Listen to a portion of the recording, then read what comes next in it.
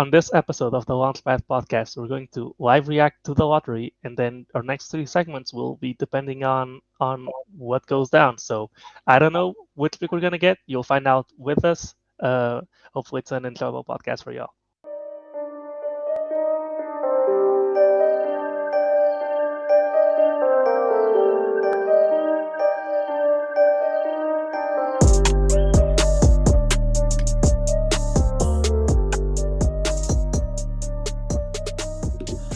Hello and welcome into another episode of the Launchpad podcast presented by Clutch City Control Room. I'm your host, Paulo Alves, and you can find me on Twitter at Paulo Alves NBA. It's PAULOALVES NBA. You can follow the pod at Clutch City CR on Twitter, and you can go to the bio on that account and find the link tree with the YouTube link and all our socials right there. Speaking of the YouTube, I want to thank y'all for 775 subscribers. We're reaching ever closer to our goal of reaching 1K. But that being said, without further ado, I'm going to introduce y'all to our two guests today because, well, Don left me, so I'm just hosting by myself. So if you're watching this, please go give grief to Don on Twitter. I've got Madison to my left or to my right, depending. Madison, go ahead and tell the people where they can find you. Hey, hi guys. Many of you know me from Spaces talking Rockets draft talk. You can find me and follow me at Madman Leaks on Twitter. Look forward to talking to you guys. And we're also joined by Parker. Parker, go ahead and tell the people where they can find you. Hey everyone, on Twitter, I'm at Painsworth 512. It's PAINSWRTH 512. Happy to be here and talk some draft. I hope we get good news in a second. Yeah, we're about to go. Yeah, we're about to go into the lottery. It's about to start, so we'll play the clip right now of our reactions, and we'll see you in a couple of minutes. Okay, Mark Tatum's coming in for everyone listening to us. Oh my god, I am sick. Pink tie. What does that mean? What's the pink tie mean? Okay, so the order. Okay, on track so far. We're good. Hornets, please. Nice. We're good. PJ. Hi. OKC now. Okay, OKC, nice. Who's next? Knicks. God, I hope it's New York. Please be the Knicks. It's the Knicks, nice.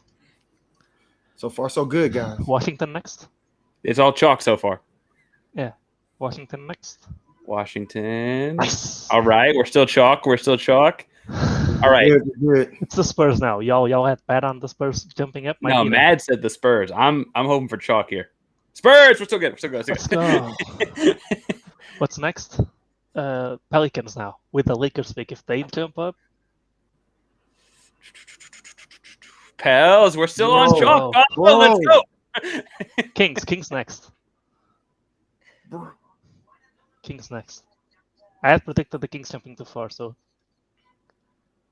Ooh, okay. So the Kings only fell one. Oh my god! But Portland only fell Kings one. Moved up. Yeah, Portland only fell one. And that may be a trade candidate for later. We'll talk about that later. So it's the Pacers next. The Pacers is still there. All right. Okay, this is the big one. 5 is the big one. Please not the Rockets now. Please not the Rockets now. Please not the Rockets now. Please show me, I don't know, the Thunder. The Pistons! Let's go! Let's go! Yes! Yes! We're not Detroit is fifth. the loser. We are not fifth. Let's go. Detroit is the loser. Oh my god. All right. We're still in it. Just need to see one more card that's not the Rockets. One more card that's not the We Rockets. are still in it. During this commercial, we should mention Portland being worse than expected and not in the top 5 means they may be more likely to a trade, right? Like theoretically, they may there's a big drop off after 5. Like they should be more willing to do something now. Can we talk about Detroit? Like It's That's hard Durham for me in to play. It's Sharp in play. Like Detroit is They're back. good. Like, They're okay with any of them, though. I think Sharp's a perfect fit for them. yeah, They don't he's have- not there with him. But I'm like, I think Detroit at 5 puts Duran in play. Like his combination with Cade could be amazing as a lob threat, So defensive upside. if Sharp and Ivy go in the top 4, I could see that. But then that would also mean when they get one of the 3 forwards. No, yeah, and it will push a forward down. No. So I mean, Troy Weaver might pull up he might do the Sharp. He really like Jalen Green. It's his archetype. The way he thinks. He needs that. Yeah. He doesn't go by consensus. We know that. He really like. I mean, they want to replace Killian Hayes and Beef Stew. They like, right? But my Discord's popping off, so I can't check anything. I'm not gonna check anything. Hey, that went kind of quick though. They made it. It's always like this though. It's always like this. Yeah. Now we breathe down. We just need to see one more pick without it being the Rockets. Just one more. Like we already avoided the worst case scenario that was a 50-50. Like this is a huge win already. Well, and the deal is that I think we're all seeing a fairly sizable drop after either 2 or 3. So like the less likely to have that big drop happen. We talked about it. I don't know if it got cut or not, but we were all like, it's going to be the first time that the first has ever fallen to 5. Like that's going to happen to us. It's going to be exactly like we were all very much like it's just destiny. It's going to happen to us. No, we survived. We beat the case. Oh, beat the case It's exactly. such a relief that we don't get 5. We get one of the top 3 in Sharp. And to me, that's really good. I like So Ivy. at least we're getting Ivy. At least we're getting a top tier talent with star upside. Like at the very least. Oh my god. Well, and even Sharp at 5 feels like a gamble. Like I don't know what you would like. Just having not seen him play college ball and that kind of stuff. Yeah. People. Yeah. Go ahead. I'm sorry. No, I would just say so. Like it feels like we've at least dodged that gamble. We don't have to take the gamble like that, like you would take it. Because at 5, you'd have to debate it if he's still there, right?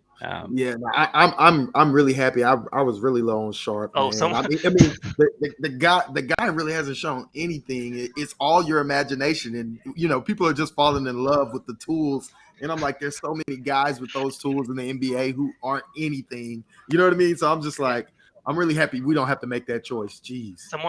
Someone sent me a message on Discord. I have a server, an NBA server, and someone just sent. Okay, so now anybody but the Rockets, and it's a Brooklyn fan. So, can you comment with like a giving them the bird emoji? Oh man, come on, just end the ads, dude. Nobody cares about the ads. Just give us the rest of the picks. Oh man, if we get one, dude, if we get one, it's gonna be wild times for 3 weeks. Is it June or July that the draft is? June, right? Yeah, it's like late June. It's in the it's like late June. 23rd sounds right. We got a month after this. Okay, we're back. From the broadcast is back. They're showing us Jalen Brown. They're like, okay, this is the type of guy that you can draft. This is the type of guy that you can draft. That feels good. That feels good to know. I would like that. Can we just draft him out of the Celtics? Yeah. All right. Oof. Oh my god.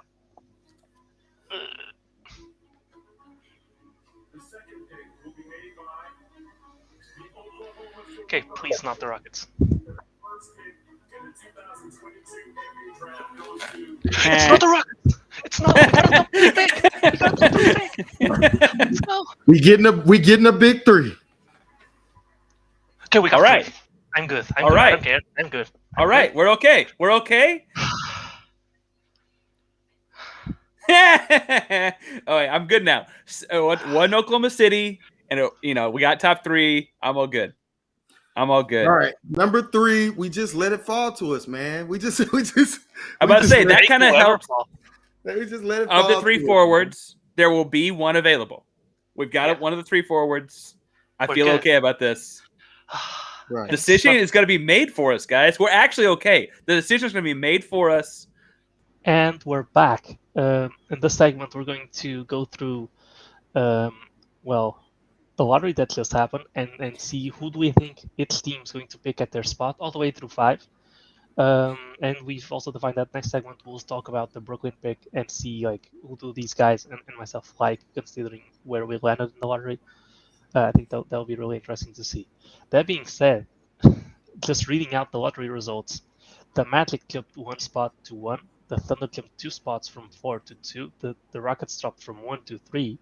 The Kings jumped from 7 to 4. And then the Pistons dropped down to 5, which means Magic got 1, Magic got 1, Thunder got 2, Rockets got 3, the Kings got 4, and the Pistons got 5. That being said, let's just start at the top. The Orlando Magic. Madison, what are you feeling for the Magic here? Yeah, man. I think the Magic will primarily go 2 ways, either Chet or Paulo. I think they need that type of primary guy. They haven't had a primary guy. They've had some guys who are trying, but I don't think they have the type of superstar upside that Paulo has. But what do we know about the Magic is they love these long defensive wings. Mobamba is a restricted free agent, and we know about the Suggs Chet connection. So I think they might lean and go Chet. He fits that immediate need, and he's probably has the highest upside. So I think I'm gonna lean Chet for the number 1 pick. All right, good points. Parker, how are you feeling about this? Yeah, Madison stole my point there. I was going to talk, like, Suggs is already calling, saying take Chet, right? They've played together before. They're very close friends. And so you got to imagine Suggs wants that. The other thing is it locks in a starting 5 that I feel like they're high on for several years. So in the 2024-5 season, they'll have Isaac under contract, Wendell Carter under contract, Suggs, Wagner, and now Chet. Now, I don't think they start all 4 of those guys around Suggs. That would be a giant team that feels relatively slow. But they certainly will start 3 of them, I think. And I think that's, a team that will get another good draft pick next year and kind of continue to build out that roster. In the meantime, they got Markelle Fultz at the 2. I guess I think Terrence Ross is still under contract next year, it looks like. So, like, they'll have pieces to play with. They don't need a guard or anything like that. And I think Chet's the guy for them. I was fairly high on Chet. The Rockets have got number 1. I'm not upset about not getting number 1, but I will say that I was pretty high on Chet, and you could just see the fit very clearly. Yeah, I mean, to me, I think it's going to be Chet. I think this front office fight for the Magic, they're known for taking these long wings with high defensive upside. Chet can already shoot the 3. I think he's a great fit with Wendell Carter, who will be able to take more of those bully ball bigs, allowing Chet to play more of a free safety role, roaming the paint. And then there's the obvious Suggs connection, and you might say Suggs is not the Magic's franchise guy, right? Well, he is their higher pick in a long time. He's probably their biggest. Yeah, this is probably the most important player on that team, even though he had a disappointing rookie year. Maybe Franz Wagner, but Chet fits with both of them, right? I could easily see the front court being Wendell Carter, Chet at the 4 to begin with, Wagner at the 3, Suggs as the point guard, and you slot in whatever shooting guard you want there. Yeah, it's just such a Magic type guy, and it's also not a reach, right? It's perfectly normal to take Chet number 1. So I think most scouts will probably tell you that Chet is probably number 1. So I think that's easy enough. Moving on to the second pick, we've got the Thunder, who also jumped us and got to the second pick. They have Giddy there. They have Shai Gilgeous-Alexander there. They have Lou Dort. Parker, I'll go back to you. What are you feeling for the Thunder here? So I look at them and think Jabari. I think they've got some playmakers in Giddy and Shai, as far as guys to distribute the ball, and so I don't know that they're going to value that the same way that other teams might. But the shooting of Jabari, right, the guy, a big long guy that can step in right away and make jump shots for them, feels big time. I know that people point out they've got Poku, but I think we'd argue, all of us, that both Paolo and Jabari would be an upgrade from Poku. And I think that's the kind of position, though, that you would see fitting in with those 2, I say guards, but I guess Giddy's kind of a big guy, like a tall guard. I think that's a pick and pop threat, a pick and short roll threat that those guys could play well with. And so I think that's the pick for them. They don't need a guy that puts the ball on the floor quite as much. Yep, that makes total sense. Madison, how are you feeling for the Thunder here? Yeah, man. I think this one is really, really tough, right? Because I think if you were looking at a team building standpoint, Jabari would be the pick because they already have a lot of guys who need the ball in their hands and who are creators, right? But from the history of the way OKC drafts prospects, they usually go for the high IQ, high feel guys who can handle, who can dribble, pass, shoot, right? Um, and that kind of has me leaning that they might pick Paulo. Like I hate to say it, I mean Paulo is my favorite for the Rockets, but like Shingun, they made Shingun do that like intelligence test before his in his draft process. He was saying it was like the weirdest thing. He couldn't even understand that. But that just is a peek into what the type of mind that Presti has and his weird type of evaluations. And I don't know if he cares enough about team building. I mean, he drafted Giddy on top of Shea. You know what I mean? So I think he might just go BPA, and I think he might value Paulo more. So I think I'm gonna go with that. I think that's what they're gonna do if I'm just being objective. Yep, that makes sense. I actually think they're going to go with Jabari. I just think so. Shea just said that he wants to be like the point guard, doesn't want to play off the ball, like he wants to be a star. They have Giddy, who, well, he can't shoot, so what good is he if he doesn't have the ball in his hands, right? And so I look at that, and then I look at this. There's as much as I like Paulo more. When you look at the consensus, there's no clear difference, and I think most people would actually put Jabari, uh, sometimes one, other times even two ahead of Paulo. So with that being said, I think, well, the fit's better, and you don't draft for fit, but it might be one of those cases where it's too many cooks in the kitchen, and I don't know. I just feel like they probably want to tank for another year, and I'm not sure Right, Wendy? Paulo helps that more than what Jabari does. I think Paulo is a more rounded-out player right now. And just when you look at the archetypes that they already have on the team, they've got a lot of guys that want the ball. They're planning. They're probably going to tank for Wemby next year. I feel like they're probably better off with a complementary piece. I think they might think that way. I also think it's possible that this is the Thunder. They might reach for Ivy or Sharp. Who knows? They Um, might. yeah. That being said, fourth pick, the Kings jumped up. Um, and I guess I'll start with this one. Are the Kings really about to draft another point guard with Ivy? I mean, it's such a Kings move to do. I think they might even trade the pick, considering there's been rumors that their GM is under fire, and if he doesn't make the playoff this year, he's out of there. I don't know. He's on the last year of his contract. Not going to get extended if he doesn't make the playoffs this year. So they might trade the pick. If they make the pick, I wouldn't be surprised to see Sharp or AJ Griffin here. Guys that can play the two next to De'Aaron Fox or slide to the three and play the three with Harrison Barnes at the four and then Sabonis at the five. I think that's also a possibility. But they also might just take Ivy if they decide that they want to, which it would be weird. But if they decide that they want to tear it down again, then they probably take Ivy here. Um, yeah, Madison, how are you feeling about the Kings at four? Yeah. So before I talk about the Kings, we just assumed that the Rockets are going to take that last big because we didn't discuss Rockets, right? So assuming that Rockets take the last big, I think we're all in consensus that they'll do that. I think the Kings have a tough decision to make because of Ivy, but I just feel like you can't pass up on that upside. You just can't. I mean, the drop in talent is so enormous when you come out of number four, and it really makes me wonder: is somebody gonna reach and try and climb up? Like, is Detroit gonna make them an offer they can't refuse, right? So they could get up into those Ivy sweepstakes because he's the same archetype as Fox. So I think it's going to be really interesting what they do.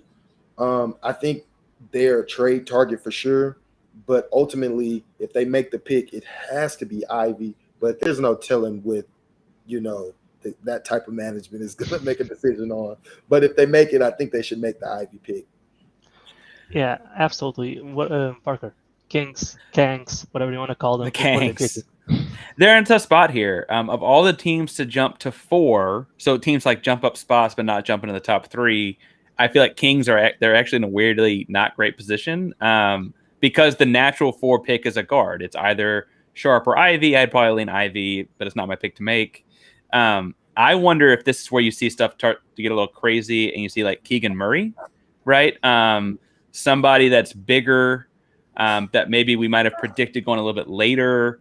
The real mess up here, like Jalen Duren's going to be a great pro. I just don't know if he's a top 5 pick, but I could see Sacramento doing that because of that. You mentioned the GM thing, the trade scene. I hadn't really thought of Sacramento trading a top 5 pick. If you want Christian Wood, let's talk. But honestly, I don't know what I would see them trading because I hadn't really thought about what a Sacramento trade for that would be. But you're right that the GM is under duress. They frankly only have 2 years left with Sabonis. So it's like that was a lot of assets you moved to bring him in. So you got to kind of make that work. Trading feels natural. I just hadn't thought about where it goes. What if they trade for Grant?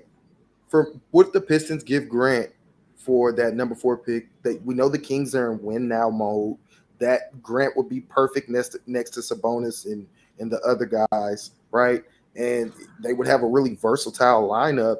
And I think that might work. I mean, that GM's job that just been reported is on the line. Like, he needs to make win now moves. And at 4, Ivy is not a win now move. It will not help them next season. And so with this being his contract year, and with Detroit, actively shopping Grant last season, I think that would be the pick. Maybe it's Grant in a swap of those picks, right? For 4 or 5. And that might get it done. What do you guys think about that? I mean, maybe. I'm not too sure. I think as we go along now, leading up to the draft, there's going to be an insane flurry of rumors, and that might be one of them. I think that's really credible. But as far as that happening, I'm not too sure. Man, it's just so easy to imagine the Kings taking another point guard. It's just and one so similar to De'Aaron Fox as well. I mean, they're not the same player, but like your typical really quick guard, really I mean, this makes too much sense. That being said, let's segue into the 5th pick, which is the Pistons, who I would say are the ones that got the most hard done by in this draft. They were projected 3rd, they dropped to 5th, they dropped a tier clearly, and they're in that spot where they could take Sharp, they could take Keegan Murray, AJ Griffin, Jalen Duren. How are y'all feeling on that? Parker, you go first. Well, so I just said I think Keegan Murray would go to Sacramento. I will say that I could see Detroit wanting him and his body type there. I actually think that while they have Cade is a big guard, much bigger than Ivy or Sharp physically. I guess he's only listed as an inch taller, but he presents much bigger. And so I feel like I could see them trying to pair a guard with him in the backcourt. I know that they've got Sadiq Bey. They've got other guards around that too. But the deal is you're starting to get to the point where if Keegan Murray's gone as well, a lot of these bigs start to blend together, and they have other picks in the top 13 or 14. Where the 2nd pick fall? I forgot. It was just a second ago. And so you wonder, could they be thinking we can find value at the big at that spot? Let's take Ivy here. Let's take Sharp here. Because there's not that kind of value at the guard spot later. But again, that's assuming Keegan Murray gets on. I think Keegan Murray's a good fit for them, so I wouldn't be surprised if they took him if he's still available. Yeah, Madison, thoughts on that? Yeah, so if they stay there and they don't move up for Ivy at 4, I think 3 players are largely in play for them that I think is good fits. And it's worth noting the thinking of Detroit Pistons GM. He's a guy who he doesn't care about consensus or what other people think. He's going to make the decision that he likes, right? Regardless, right? I think he has that type of confidence. He's that type of GM.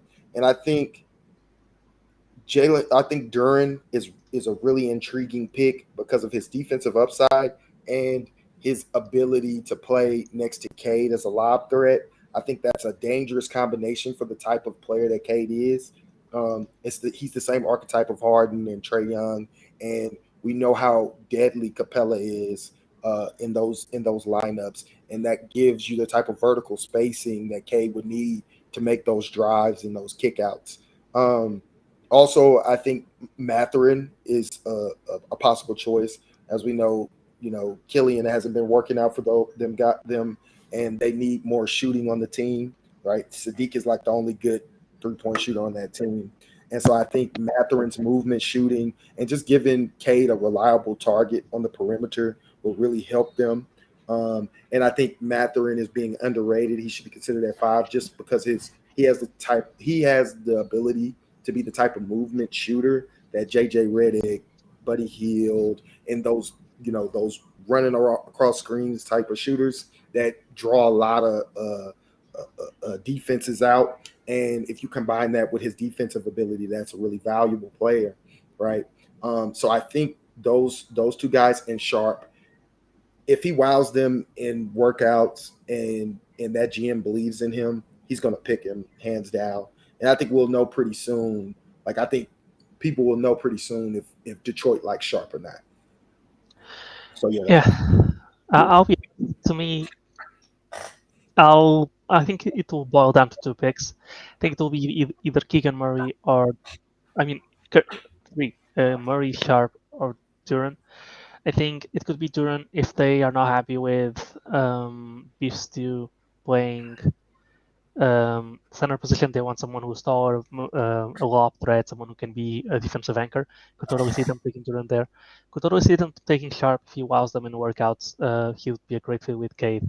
Um, and then my third guy is actually Keegan Murray. I think they're moving Jeremy Grant no matter what. And I think Keegan Murray is someone who slots at that role perfectly. Versus, and he's in the same tier as these guys like AJ Griffin and Benedict Mathurin. I think, but I do think he's maybe more unique of a prospect, and I think they might go with him since they also have Sadiq Bey who's playing the 3. They maybe want to give a few more years to Killian Hayes, see how he does. I feel that's how I'm feeling with the Pistons right now. But that being said, that will conclude our second segment. We'll come back in just a second with our third segment where we'll touch on the 17th pick and how that might be altered or some of the guys that we like the most with that pick. So don't go anywhere. We'll be right back. And we're back. So this is our last segment here. I hope y'all like the podcast so far. It's been a different format. It's been a lot of reactionary, a lot of just chaos. I mean, this is actually like this is not pre-record. Like this is pre-recorded, but it's recorded live. So we're all just going with the motions. That being said, there's one thing left to talk about here, and it's the Rockets have a pick at 17. The lottery just shook out. We know who dropped, who went up. We might know some. We might think about some trade up possibilities, or if not, who are you looking forward to with the Rockets pick? So that's my first question. Parker, why don't you go ahead and give me your best shot there? My best, who I wanted to have trade up for if I wanted to trade the pick. Both of them. Oh, so if I'm going to trade up, I'm looking at, does Keegan Murray fall out of the top 5 or 6? I would look to get, if you trade up to get him at 8, 9, 10. I would look at obviously Ben Mathurin. I think we mentioned a little bit too. I think Madison mentioned earlier for somebody else. But if he fell into like the 8, 9, 10, 11 range, he's a great athlete and the kind of fun athlete you want to see play defense right away. We need a lot of help on defense. But if I'm going to take this pick and use it, I want to see more on Nikola Jovic. I know he's the Serbian kid. I know there's some defensive liability issues. I want to see him in like workouts with the rest of the guys. But a long guy that can create offensively. He's got deep range on his jump shot. I like that a lot. And then I think because we're now in the top 3 after Jovic, I think that you start looking at guards. Ty Washington, Ochai Agbaji. I like Ochai Agbaji a lot, and frankly, I've like talked myself out of him because he's a Kansas guy, and Kansas guys tend to like kind of flurry out and like very quickly. But if he weren't a Kansas guy, I think it'd be a lot higher on him. But I think you go, if Jovic isn't there and you don't trade up, I think you go guard because you're going to get a forward at 3. Yeah, I think that's a really good point. Although it depends on the kind of forward, right? I think there's two kinds of forward. There's the 3-4s, or maybe some of them 4-5s, and then you've got the 2-3s that are going to be good wing defenders. And I think it's pretty much guaranteed that we're gonna take a forward with our top pick. That being said, if it's Jabari, he could actually just be a 3. Um, but let's if we're assuming it's Paulo, I think I still like even with Paulo, I still like Tyrese in there. If he falls there, I think he probably isn't ideal as a 3. He's ideal as a 4. He can play some small ball 5, but I think he would be just clear best player available, and he's one of those really useful kind of player where you can just plug and play him anywhere. He's going to be able to shoot threes and play defense, switchable defense across many levels. That being said, I don't think it changes much with what we got in the lottery. I think we might change is some trade-up spots, but I'm looking at some dudes who can defend and can shoot, and those are my biggest two priorities, or my two biggest priorities, because we saw Usman Garuba, who couldn't shoot, who was just a liability on offense this year, and because of that, he did not get the opportunities that he perhaps should have had. He was injured for a while, but he still wasn't getting the opportunities even before he was injured. He got injured at the G League, and I just don't want to draft another guy that we're not going to be able to play. And I think them being able to play factors into what their upside is, because if you have more upside but you're not going to get the reps in to reach that upside, then do you really have that upside for our team, which is what matters.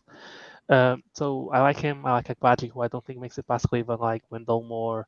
I like Usman Jiang. Those are mainly the guys that I'm looking forward to. And then I mean trading up, right? It's tough. I could see Portland trading just out of the draft completely. It might be with the Pistons. I think it could be a scenario where the Pistons. I don't know. They wanted Grant. They might trade 7 for Grant, and the Pistons get 2 of those picks.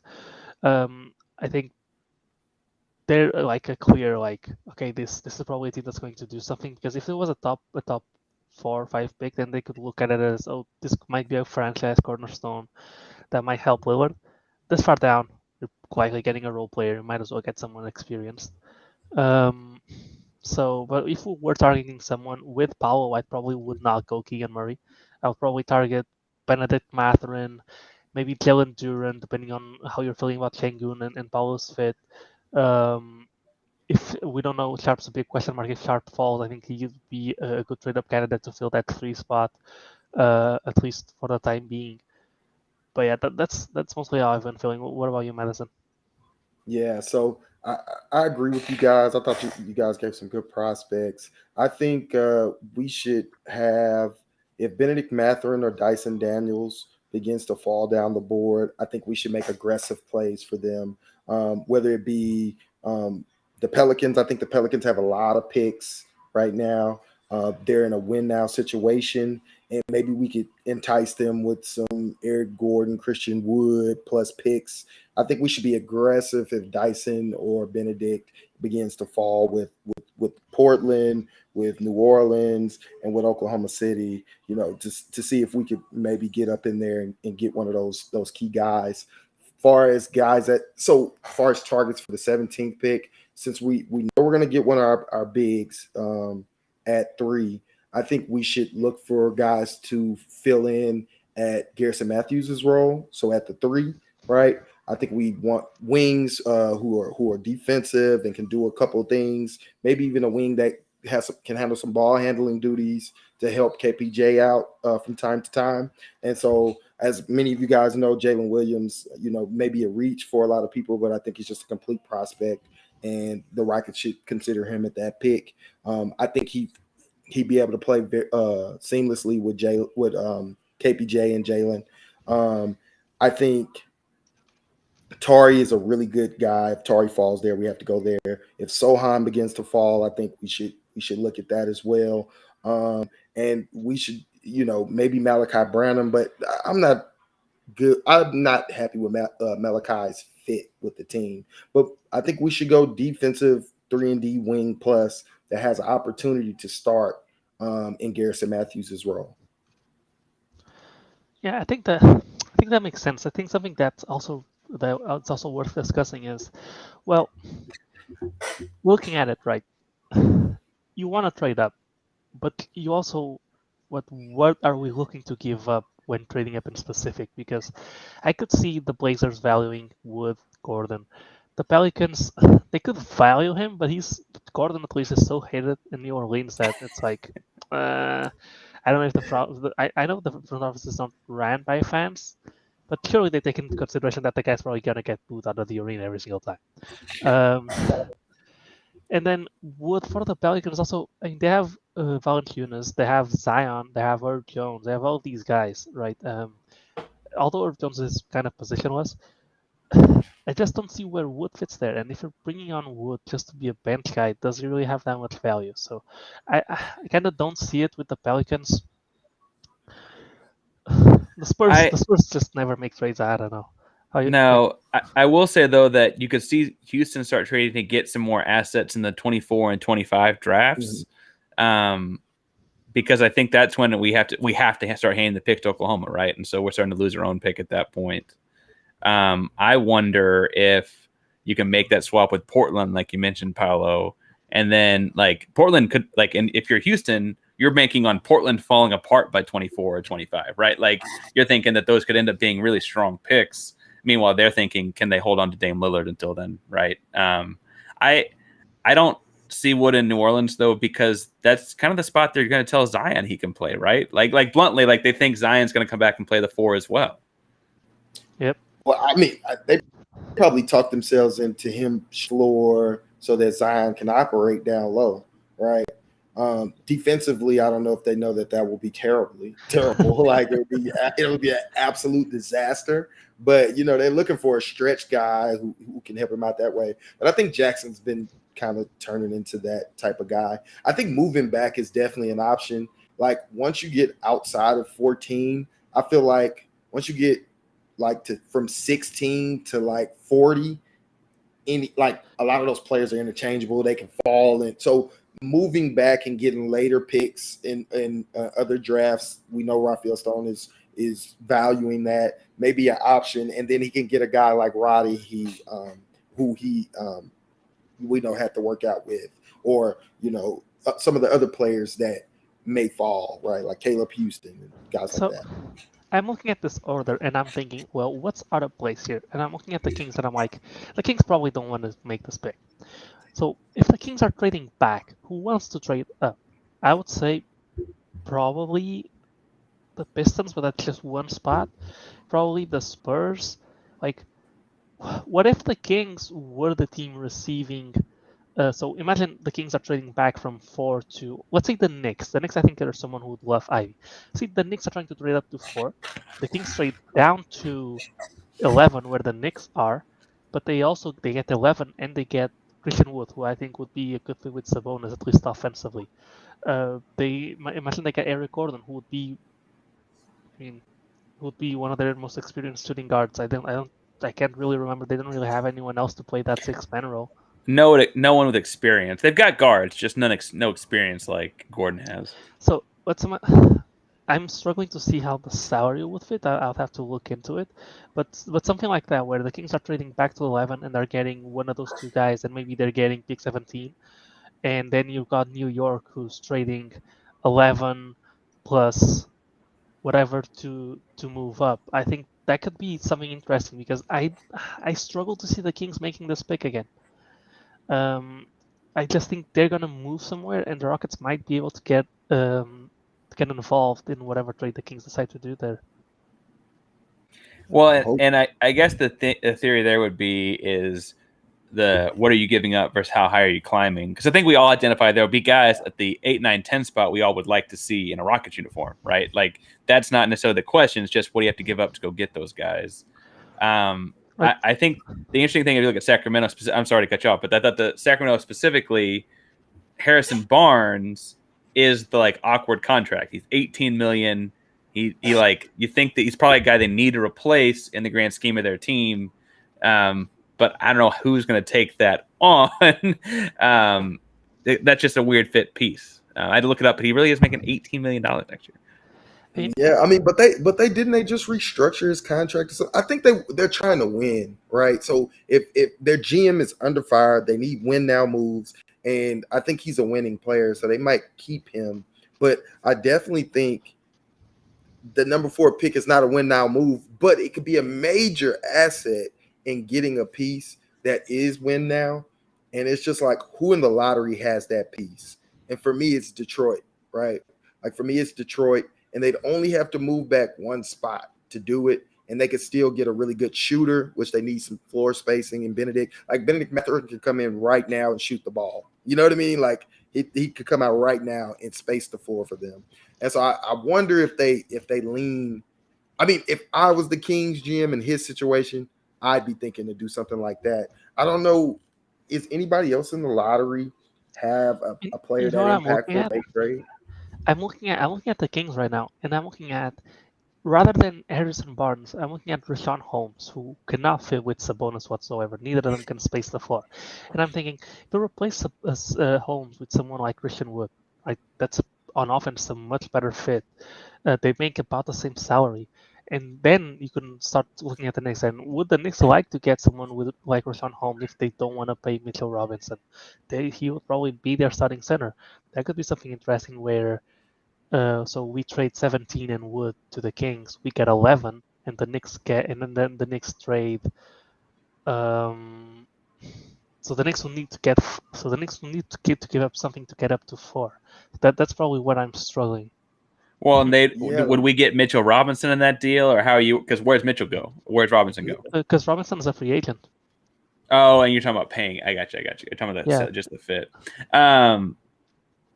Yeah, I don't know. I think that the interesting thing there is, what are the Knicks? Because I feel like the Knicks have to give up more to get.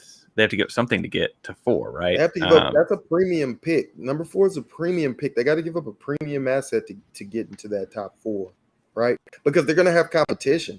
You know what I mean? They have to give up something at least better than Detroit. And so I think we could go all day, but like I think that's the issue. But I do think the Kings are going to move off from that pick, man. That's firepower to make that team better. Yep. Would they do something like, I mean, I know they just got Fournier, but I assume they're going to take a guard at that 4th spot. So would they move Fournier to go draft? I don't know who wants Fournier, but like someone in their lineup that they're playing right now. They'd probably want Ivy to start at the point. And if that's the case, then they have someone who they want to get rid of, which is Kemba Walker, right? Kemba Walker would probably be very useful to the Kings as a backup point guard to De'Aaron Fox. Like, do you think they would be interested in that? Well, Kemba's certainly a veteran that they like as far as his age goes. That if they're talking, we talk about with Eric Gordon, Kemba doesn't have the playoff experience that Gordon has, but he's been in the league a long time, right? And he's only making $9 million. I pulled up their Spotrac because I was curious. He's only making $9 million. Is he under contract? He's on next year is his last year with the Knicks. Interesting is they have Cam Reddish and notably don't want to play him.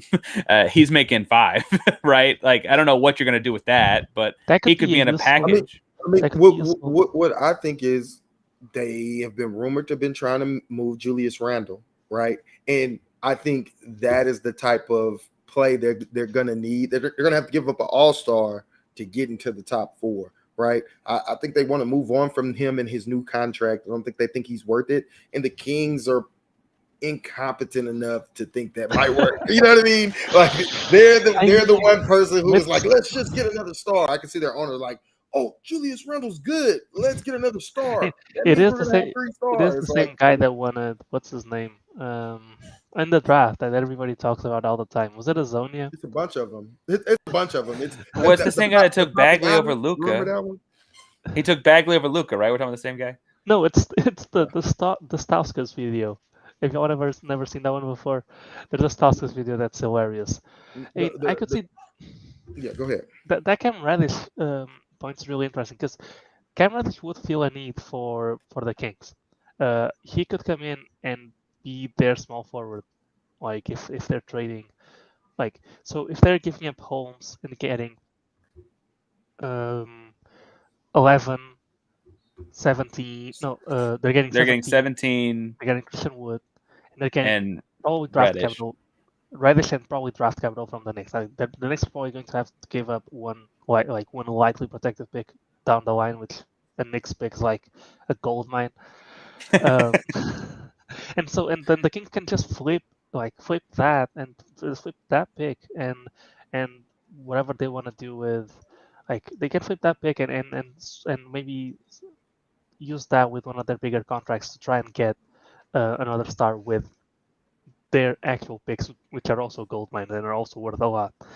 So I could see maybe something like that happening, but it's tough to see this far. And I think a week from now, if we look back on this, there are going to be a lot of rumors about every single pick in this draft. So It's gonna be interesting. I mean, we also didn't mention, like, if Paulo falls like you guys think he might fall to us, Mark Williams should be also a target or a move up target that we might try and jump ahead of Charlotte to pick, just so we'll have that option to pair him with Paulo if need be. If the Shingun stuff isn't working, and just give us a different look with our fives. Not saying that we're giving up on Shingun or anything, but just so we'll have the type of variety in our lineups to play different teams and give ourselves the advantages we need.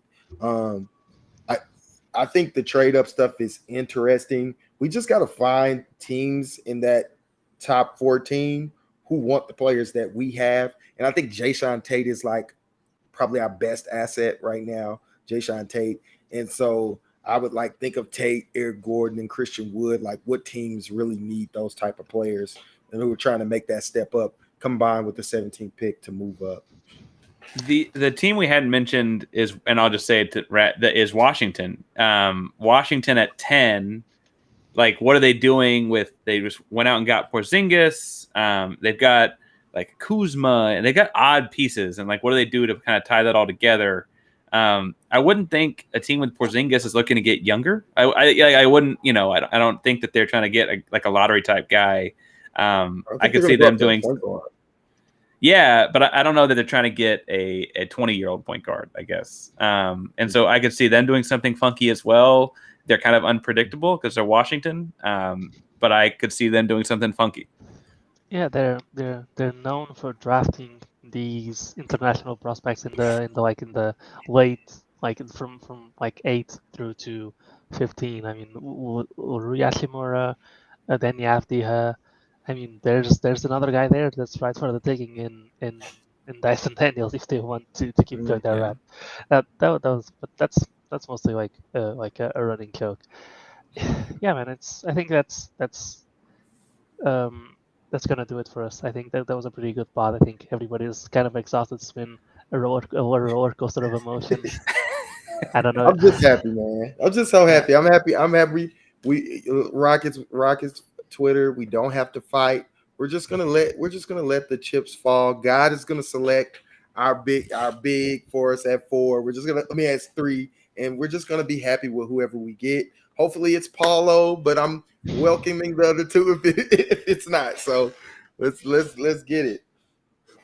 Yeah, man. But that being said, I think that's a really good way to close. Parker, you wanna tell the people once again where they can find you? Yeah, my more regular show is called F in Sports, but you can find me on Twitter at Painsworth512, PAINSWRTH512, Twitter and Instagram, and we can talk Rockets or jokes or sneakers or whatever. Just find me. Always happy to tweet. Yep, Madison. Yeah, and you can find me at MadmanLeaks, MadManLeaks, and you can find some of my draft content. I talk a lot of draft on there and do some scouting reports, so you can guys check me out. Yeah, and that's gonna do it for us. You can find me on Twitter at Paulo Alves NBA. That's PAULOALVES NBA. You can subscribe on YouTube if you're watching this video. We're trying to get to 1,000 subscribers, so make sure you do that. And that's it for us. Just really happy we got a top 3 pick. Be safe and go Rockets.